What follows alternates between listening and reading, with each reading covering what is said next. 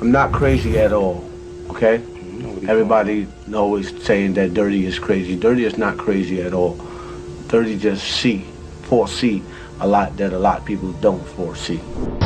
Wasn't like that for me, Don. When I was in prison, all I heard was we are killing ODB. Late this afternoon, ODB, whose real name was Russell Jones, collapsed in a recording studio. It didn't take long for word of his death to spread to his dedicated fans. Remember Old Dirty Bastard from the Wu-Tang Clan? What really happened to him is so devastating. It was like Wild Man Steve, man. And it was something that was uncontrollable forces, man. And, you know, it was many of us, man. From the get-go, ODB was all about hip-hop. But somewhere down the road, he started to slack, getting into trouble here and there. I'm from the streets. They give me put money in my hand. I don't know what to do with that but to go crazy. Smoking, drinking, all kinds. Things got so bad that he also started losing his mind, that he was afraid of the worst. Yeah, you got two special cuts on the album. You got 27 cuts. Let's find out. CIA killed me. Special cut on the album. What's the special cut? They got two. Oh yeah, you got two special cuts on the album. You got 27 cuts. But it all came crashing down when the life he was living finally caught up with him. So, how did it all go down? Let's dive in. Old Dirty's rise to fame wasn't just about wild energy and iconic music. It was also a story shadowed by non-stop legal drama that slowly started to drown out his artistic shine. His run-ins with the law, constantly splashed across headlines, painted the picture of a man battling demons way beyond the mic and studio. Right now, I got parole watching me.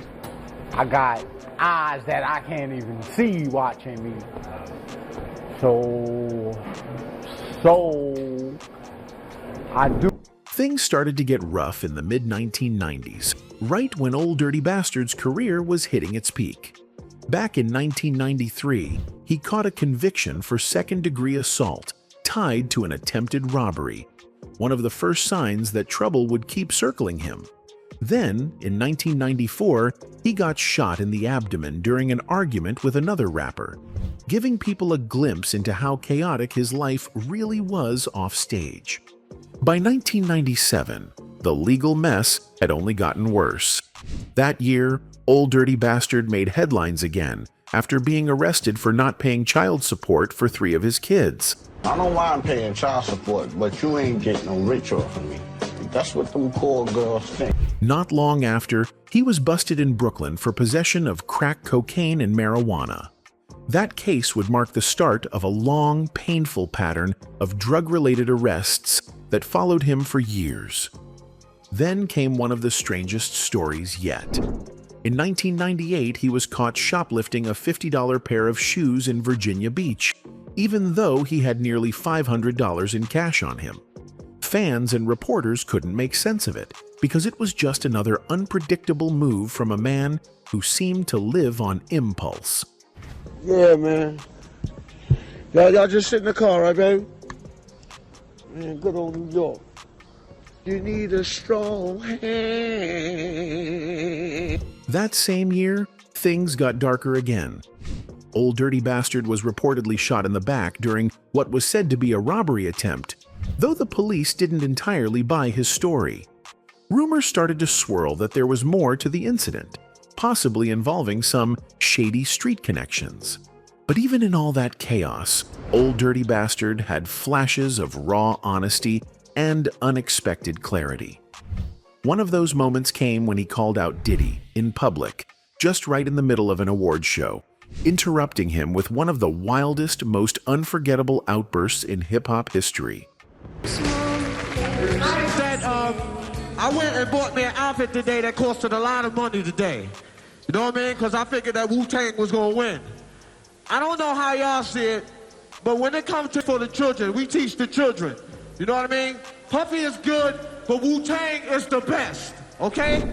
Old Dirty Bastard's legal problems got way more serious on January 14th, 1999, when things took a wild turn in Brooklyn. That day, 2 officers from the Street Crimes Unit fired 8 shots at him, claiming he had shot at them after a traffic stop.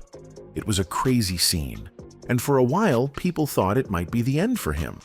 But later, a grand jury cleared ODB of all charges after it came out that he never had a gun in the first place.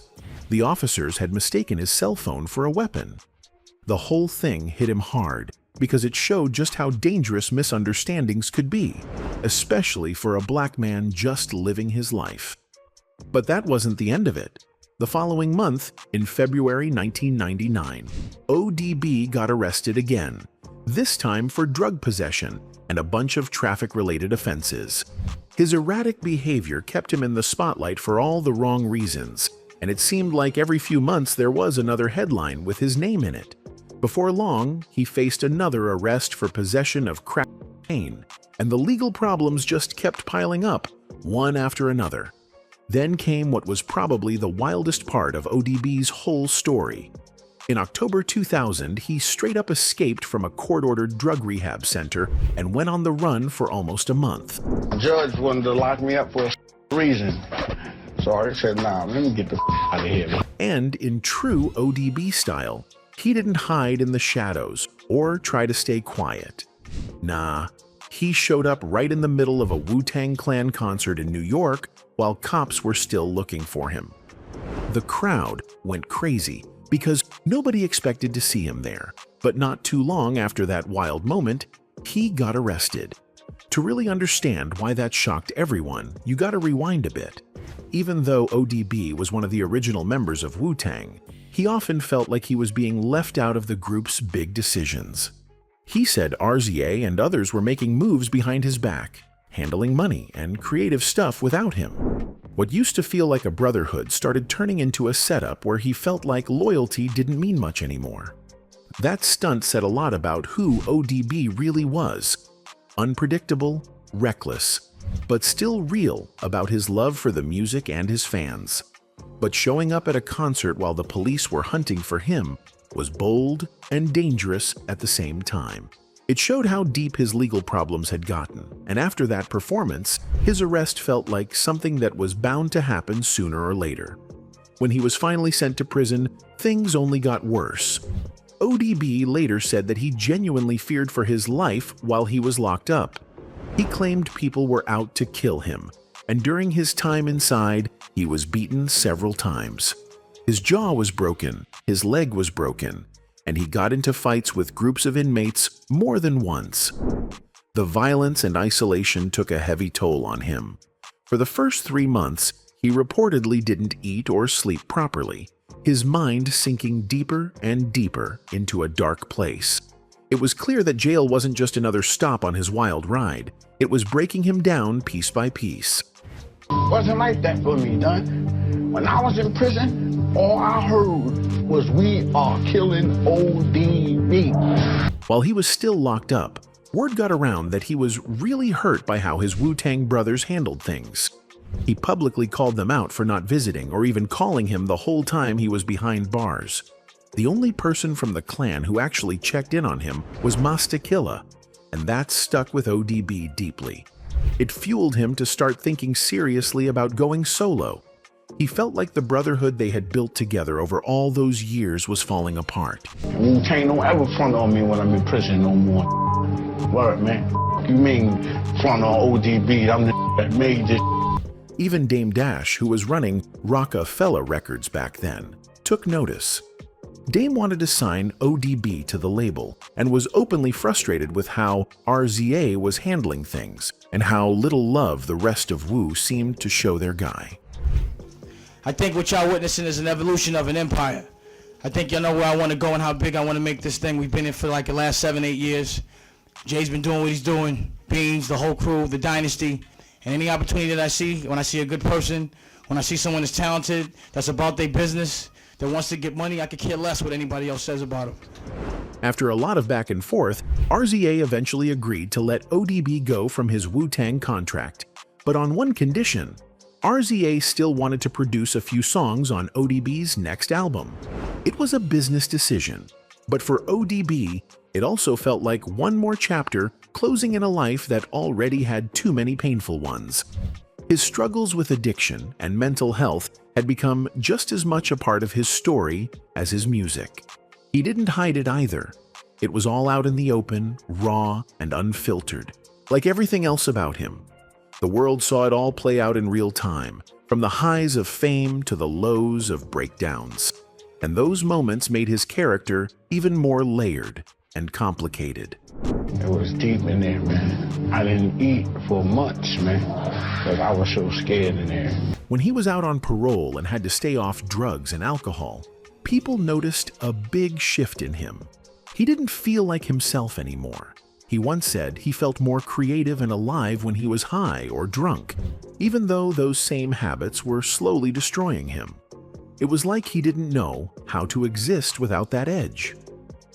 To drive this point home, let's talk about one of the wildest behind-the-scenes stories in music history: his chaotic link-up with Mariah Carey for the Fantasy remix. According to folks who were there, ODB asked for $15,000 to do the verse, which sounded like a lot back then. But for Mariah's team, it was nothing. So they agreed, and all seemed fine, until he showed up to the studio 3 hours late, drunk, and yelling on the phone about some girl he was threatening, and then professing love to seconds later.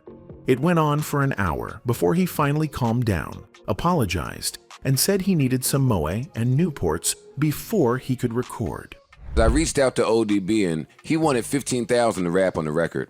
At the time, that was a lot of money, but it really wasn't for Mariah Carey's budget. So, no problem. He finally showed up 3 hours late. The crew scrambled to find something, but since it was past midnight, all they could get were a few Heinekens. ODB got mad, threw a bottle on the floor, and started calling the studio assistants white devils for not getting him what he wanted. Meanwhile, Mariah kept calling every hour, wanting to hear progress, and Tommy Mottola, her then husband, was getting furious because ODB still hadn't recorded anything. When they finally got him into the booth, he delivered his famous opening line, "Me and Mariah go back like babies with pacifiers," then stopped mid-sentence, said he needed a break, and literally fell asleep for 45 minutes.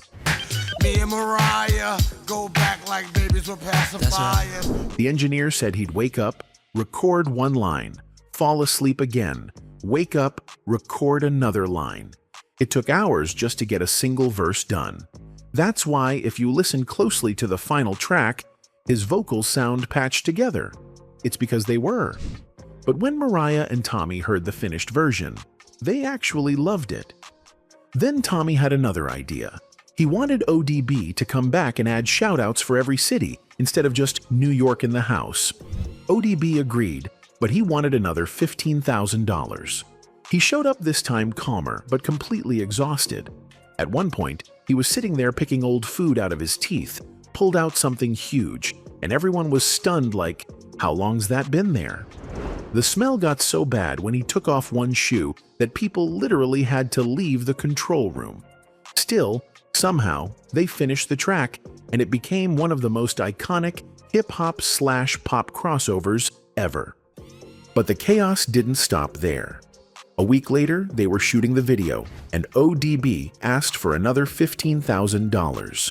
The team sent a car to pick him up, and by the time he got to set, he had already drunk everything in the limo. When asked if he needed a stylist, he said, "Nah, this is hip-hop. I'm just wearing jeans and Timbs." But then, right before filming, he suddenly said he didn't have any clothes for the video. Everyone started panicking, and Tommy told the team to use his corporate card to buy ODB whatever he needed. ODB disappeared and was later found at the mall trying to buy Louis Vuitton luggage for the video scene. Eventually, he came back to set with bags full of Tommy Hilfiger and Timberland gear, then changed his mind again and said he didn't want to wear a shirt at all.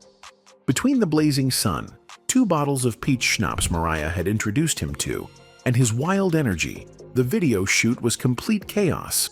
But somehow, against all odds, it turned out great.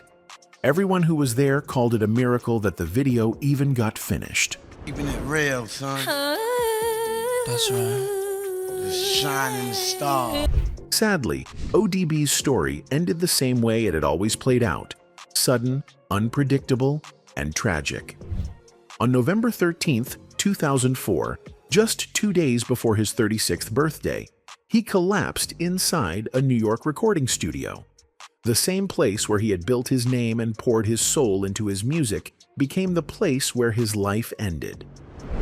Late this afternoon, ODB, whose real name was Russell Jones, collapsed in a recording studio.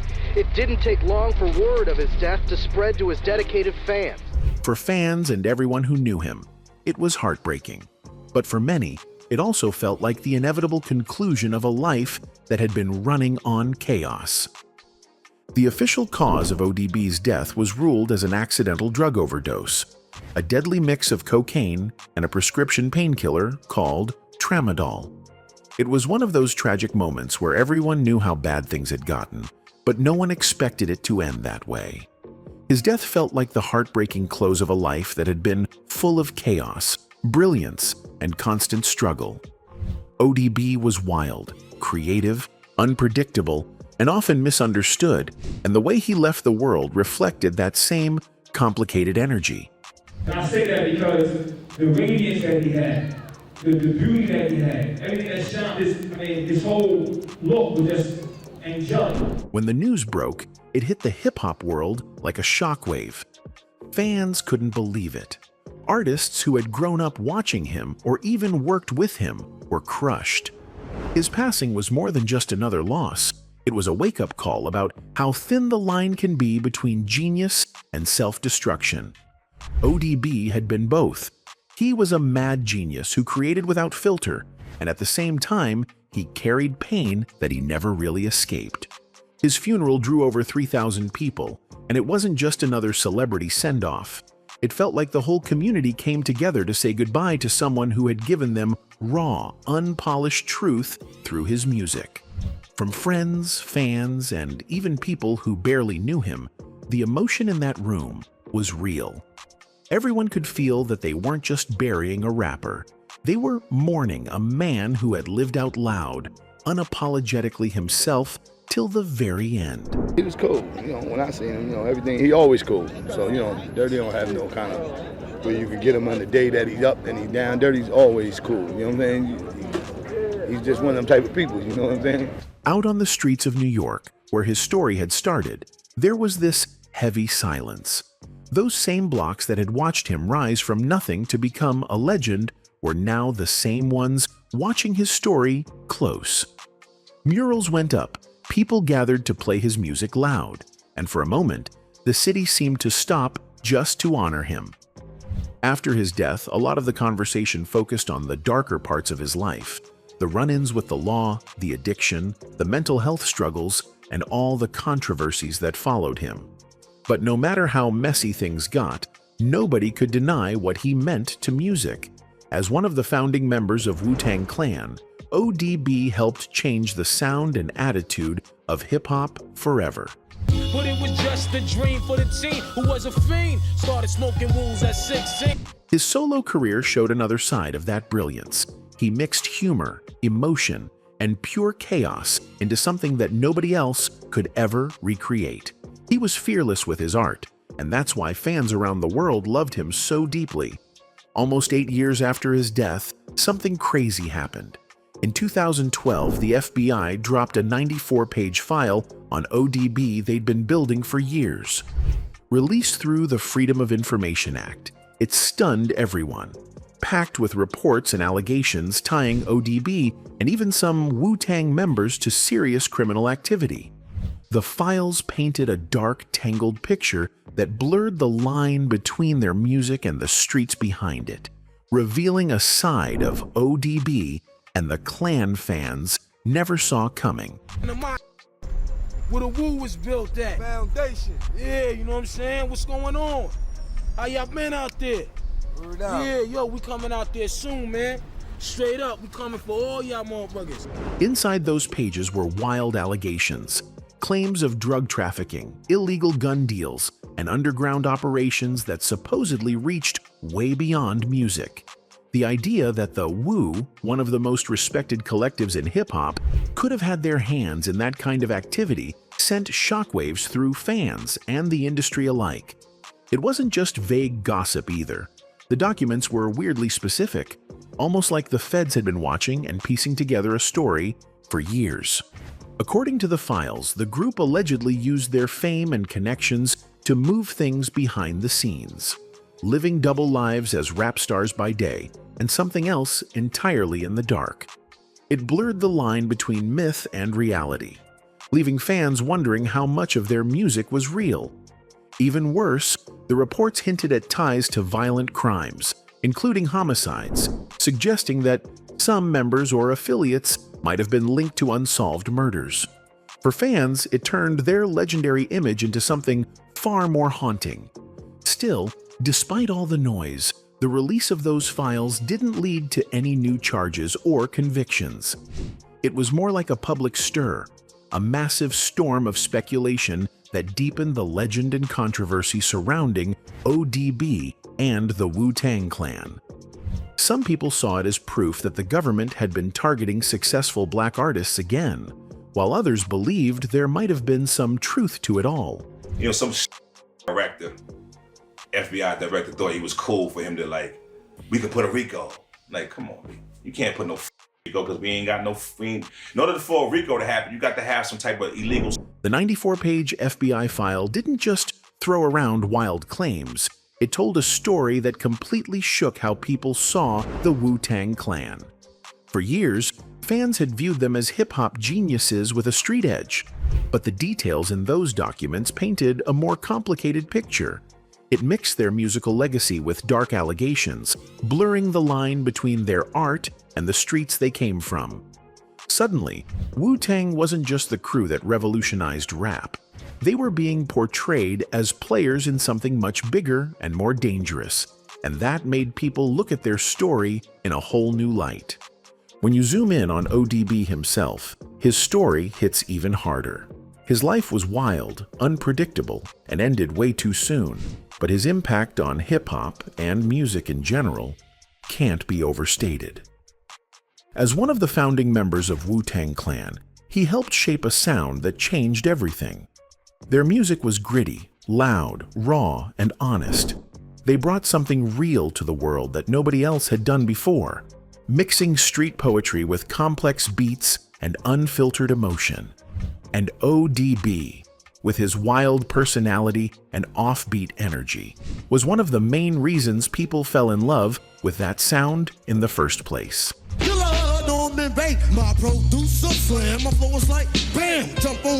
Beyond the music, though, his life tells a deeper story.